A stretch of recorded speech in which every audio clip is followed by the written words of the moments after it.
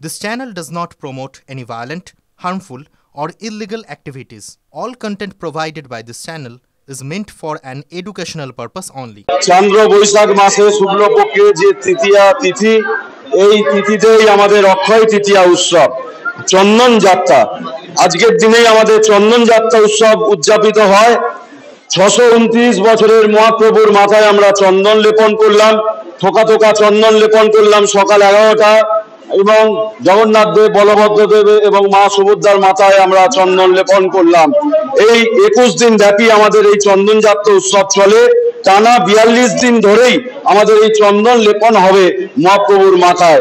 কথিত আছে পৌরাণিক মতে যে রাজা ইন্দ্রদ্যম্নকে জগন্নাথ দেব স্বপ্নাদেশ দিয়েছিলেন যে এই বৈশাখ মাসে প্রখর রৌদ্র থেকে আমাদেরও যেমন জ্বালা যন্ত্রণা হয়, আমাদেরও যেমন মাথা ধরে, ঠিক সেরকমই জগন্নাথ দেবেরও মাথা ধরেছিল। তাই জগন্নাথ দেবের মাথায় যেন চন্দন লেপন করা হয়। তাই জন্য এই দিনই চন্দন যাত্রা উৎসব, এবং এই দিন আমরা মহাপ্রভুকে চন্দন লাগালাম। সারাদিন ব্যাপী আমাদের পূজা অর্চনা চলবে এবং কিছুক্ষণ পরেই আমাদের মহাযজ্ঞ অনুষ্ঠান, মহাযজ্ঞ একটা আয়োজন করা হয়েছে। এই যজ্ঞের মাধ্যমে আমরা বার্তা দিতে চাই জগন্নাথ মন্দিরের তরফ থেকে যে সকল মানবের কল্যাণের জন্য আমরা এই যজ্ঞ করছি এই চন্দন যাত্রা উৎসব উপলক্ষে। এবং এই যে মহাপ্রভুকে যে চন্দন লাগালাম, এই মহাপ্রভুই একমাত্র আমাদের মাহেশেই বিদ্যমান।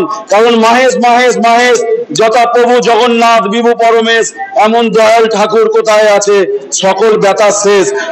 আমাদের সারা ভারতবর্ষে তথা সারা পৃথিবীর মধ্যে অন্যতম প্রাচীনতম জগন্নাথ মহাপ্রভুর মূর্তি আমাদের একমাত্র মাহেশেই জল জল করছে বিদ্যমান। এই মূর্তি কিন্তু পাল্টানো হয় না।